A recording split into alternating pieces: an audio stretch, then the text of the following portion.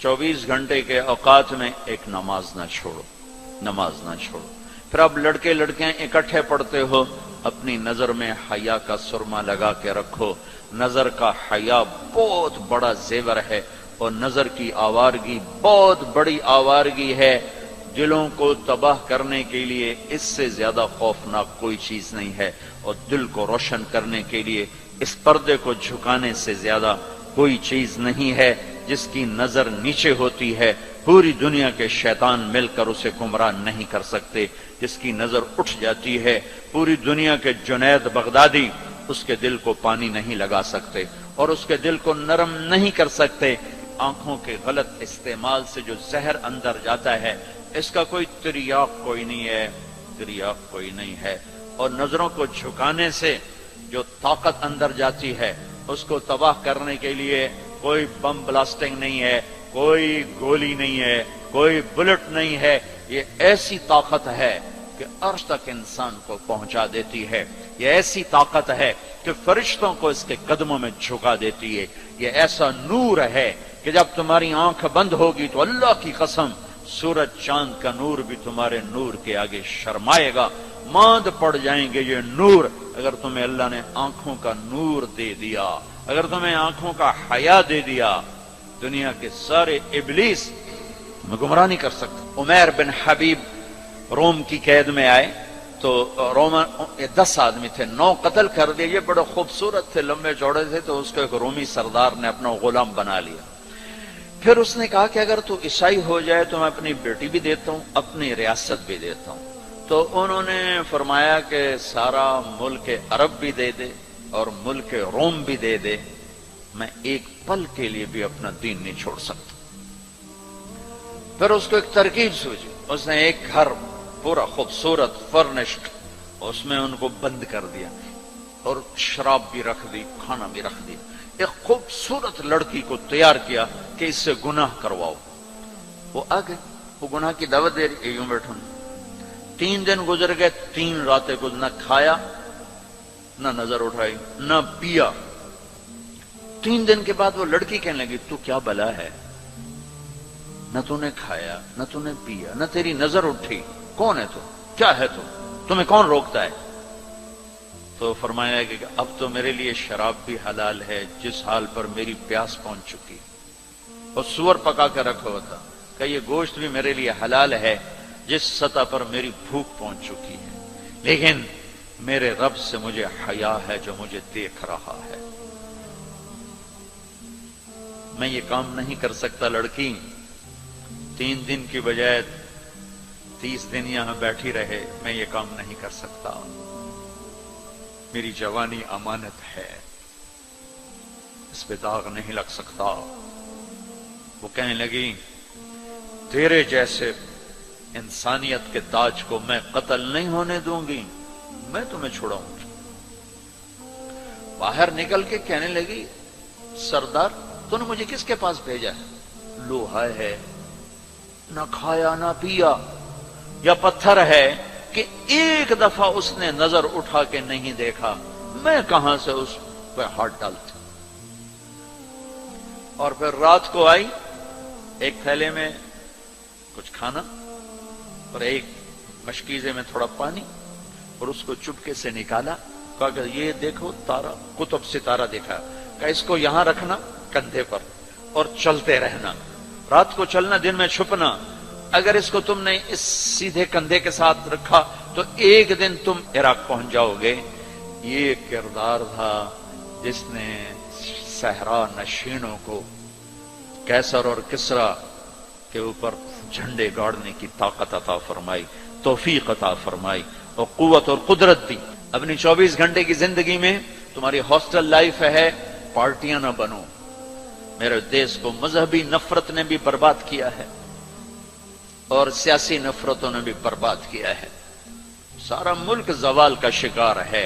मैं सियासतदानों का सिर्फ गिला नहीं करता हूं, मेरा तो रेडी पे सेब बेचने वाला भी बददियानत है, खाइन है। तो मैं सियासतदानों का गिला क्या करूं, मैं अफसरान का, ब्यूरोक्रेसी का रोना क्या रोऊं। हमारा तो चपड़ासी भी बददियानत है।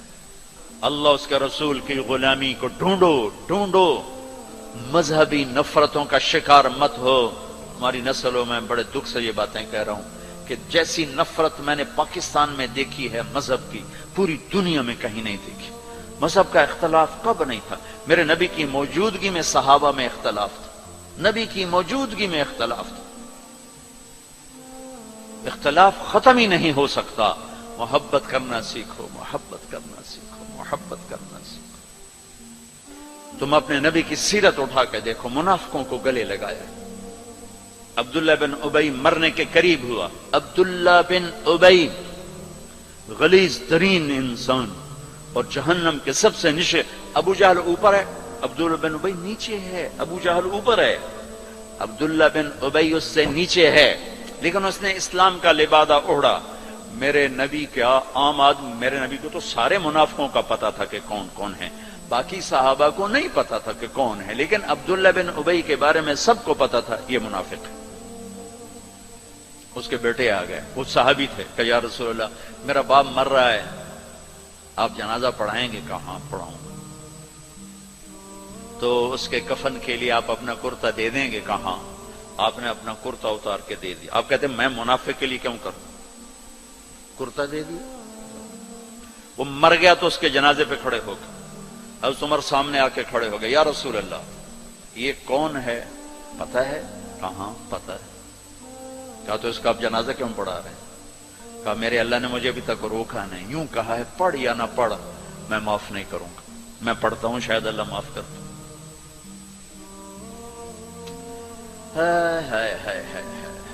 ایک جگہ تھا وَإِن تَسْتَغْفِرْ لَهُمْ 70 مَرَّةً فَلَن يَغْفِرَ اللَّهُ لَهُمْ. اے میرے نبی 70 دفعہ پڑھ دے جنازہ میں پھر بھی معاف نہیں کروں گا. تو میرے نبی نے فرمایا ہے اگر میرا اللہ کہتا کہ اے میرے محبوب اگر آپ 70 دفعہ ان کے لیے دعا کریں گے جنازہ میں معاف کر دوں گا. تو ہم نے کہا میں اس کم بخت کا 70 دفعہ جنازہ پڑھا دیتا، اس کے امتی ہو کر سلام کا جواب نہ دیں، ایک دوسرے کے پیچھے نماز نہ پڑھیں اور کفر کے فتوے لگائیں. اور آپ نے پڑھا دیا اور فرمایا ابھی مجھے اللہ نے روکا نہیں، اختیار دیا ہے شاید بخشا جائے. وہ اس کی میت کو لے کر گئے، وہ جلدی نکل گئے، اب ذرا پیچھے رہ گئے تو اس کو قبر میں اتار دیا تھا. ہم نے کہا باہر نکالو. اس کی میت کو باہر نکالا، اپنا لعاب اپنی انگلی پہ لگایا اور اس کے منہ میں ایسا ڈالا کہ شاید اللہ اس کی تو فعل ہی اس کی بخشش فرما دے. اس منظر کو دیکھ کر 100 منافق کلمہ پڑھ گئے. 100 منافق کلمہ پڑھ گئے. میرے بچوں ایسے علماء کا اعلی کار مت بنو جو تمہیں دست و گرے باں کر دیں، جو تمہیں مسلمان کو کافر پیش کریں. مسلمان بنو، مومن بنو، مسلمان بنو. اللہ نے ہمارا نام یا مسلم رکھا یا مومن رکھا. میرا تیرا تعارف ایمان ہے، اسلام ہے. ایک دوسرے سے ایسی نفرت، امت تو ختم ہو گئی، گروہ بن گئے، فرقے بن گئے، ٹکڑے ٹکڑے ہو گئے. تو اللہ کی مدد کس پر آئے؟ کس پر آئے؟ کیوں آئے؟ ادھر مذہب کے نام پہ نفرت اور ادھر تہذیب کے نام پہ ننگا پن اور ناچ آوارگی. کدھر اللہ کی مدد آئے؟ مسلمان بن کے رہو. اپنے حوصلوں میں تمہارے ان بچوں میں کوئی آپس میں لڑا ہوا ہو، ابھی اٹھ کے گلے لگنا کہ میرے نبی کا فرمان ہے 2 مسلمان لڑ پڑیں پھر 3 دن تک صلح نہ کریں تو میری طرف سے یہودی مریں، عیسائی مریں، مجھے ان کی کوئی ضرورت نہیں ہے.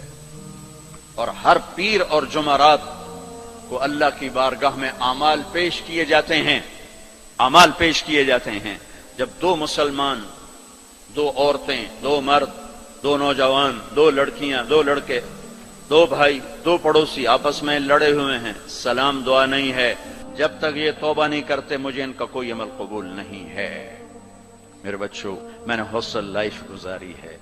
ہم تو جانور تھے اور اس زمانے میں ایسے تبلیغ کا کام بھی نہ تھا. میں نے تمہیں پہلے بتایا کہ 2-3 لڑکے اقبال حوصل کے لان میں نماز پڑھ رہے ہوتے تھے، وہ باغیچے میں نماز کا کسی کو پتہ ہی نہیں تھا. اب تو ماشاءاللہ بہت بہار ہے. لیکن ایک بات یہ تھی کہ مذہب کا بھی پتہ کوئی نہیں جانتا تھا فرقہ کیا ہوتا ہے، اور یہ وہ فرقہ ہے، یہ وہ فرقہ ہے. سب مسلمان بن کے رہتے تھے، ہوتے غافل تھے، پتہ کچھ نہیں تھا. تو آج تو ماشاءاللہ بہت بیداری ہے. اللہ تعالیٰ آپ کو جزائے خیر عطا فرمائے. محبت سے رہو، الفت سے رہو، نفرتوں سے. ہماری آپس میں لڑائیاں ہوتی تھی، مذہب کے نام پر نہیں، سیاست کے نام پر نہیں. ویسے ہی وڈا کون ہے، میں وڈو دا میں چودھری ہوں، میں وڈا ذمہ دار دا پتر، میں وڈے ذمہ دار دا پتر، اس پہ لڑتے تھے. ویسے کہ کبھی مذہب کے نام پہ ہوں اور کبھی سیاسی، ایسا کبھی نہیں تھا. ہمارے ایک وارڈن آئے، طالب صاحب رحمت اللہ علیہ، بڑے نیک استاد تھے لیکن تھے بڑے سخت. یہ استادوں سے کہتا ہوں ڈنڈے نہ اٹھاؤ، محبت کے پھول دو.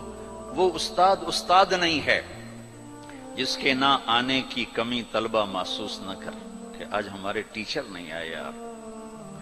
اور جب ٹیچر نہ آئے کہ شکر ہے کوئی نہیں ہے، جان چھٹی.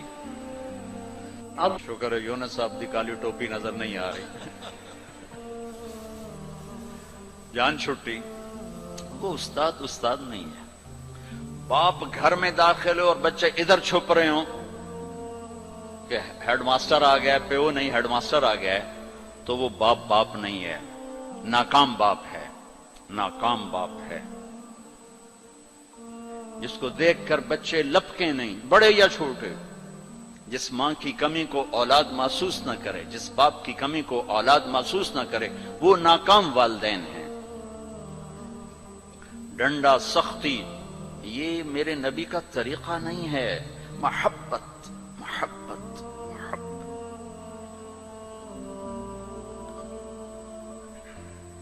وہ تھے بڑے یعنی مہربان تھے، لیکن وہ زمانہ ہی تھا ڈنڈے ڈنڈے ڈنڈے ڈنڈے.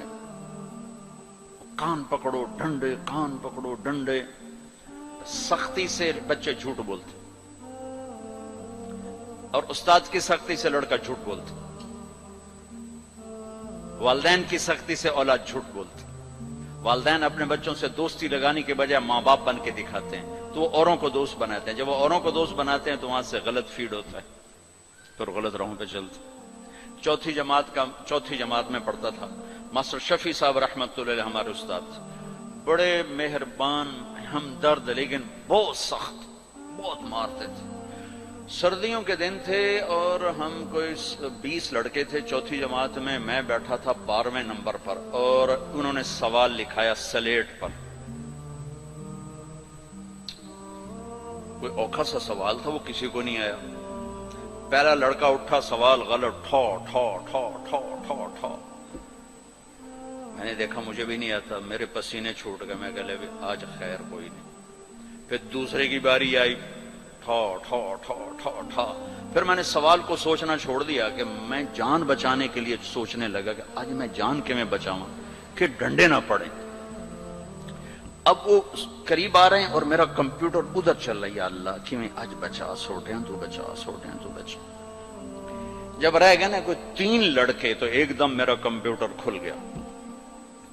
ہماری تہذیب ثقافت گاؤں کی یہ تھی کہ ہمارے ٹیچروں کو والد صاحب گندم بھیجتے، چاول بھیجتے، گھی بھیجتے، مکھن بھیجتے. موسم کے پھل، آم ہے، کنو ہے، مالٹا ہے، امرود ہے، مٹھا تھا، لیمو تھا، بہت کچھ. بڑا باغ کا بڑا شوق تھا.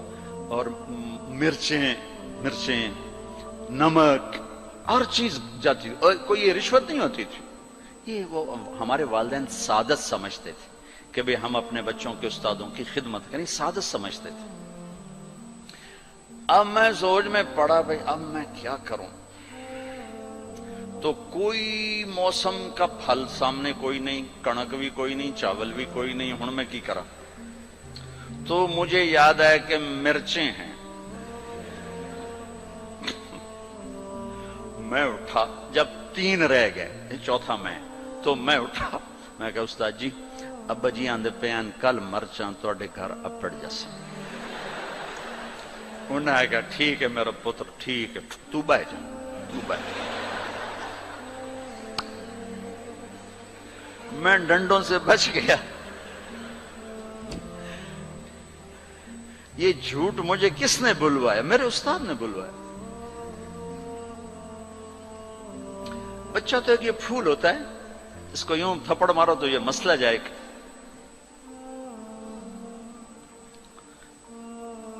اور کسی بھی عمر میں سختی سے نفع نہیں ہوتی. ہر عمر میں محبت ہی ایک ایسا اصول ہے جس سے آپ دلوں کو خرید سکتے. سڑکوں پہ چل چل چل عمر گزری، 30 سال ہو گئے سفر کرتے، تو ایک سکیچ میرے ذہن میں بسوں کے پیچھے چل چل کے آیا ہے کہ جب وہ نئی بس ہوتی ہے تو اس کے پیچھے لکھا ہوتا ہے ویک ٹور چکوری تھی، بڑے نخرے سے چل رہے. جب تھوڑی پرانی ہوتی ہے تو لکھا ہوتا ہے ہارن دے کر پاس کریں. جب تھوڑی اور پرانی ہوتی ہے تو لکھا ہوتا ہے یا پاس کر یا برداشت کر. اور جب تھوڑی اور پرانی ہوتی ہے تو پیچھے ایک ملنگ بنا ہوتا ہے تو لکھا ہوتا ہے نہ چھیڑ ملنگانو. اور جب وہ پرانی کو رنگ روغن ہو جائے اور وہ روڈ پر آئے تو لکھا ہوتا ہے خدا نے ایک بار پھر دلہن بنا دیا. یہ علم مجھے سڑکوں سے حاصل ہوا ہے، کسی یونیورسٹی کسی مدرسہ سے نہیں. ایک دفعہ میں ایک کوسٹر کے پیچھے جا رہا تھا اور میں اپنا مطالعہ کر رہا تھا، پڑھ رہا تھا سامنے والی سیٹ پر. پڑھتے پڑھتے ایسے میری اوپر نظر اٹھی تو ایک کوسٹر کے پیچھے گاڑی تھی.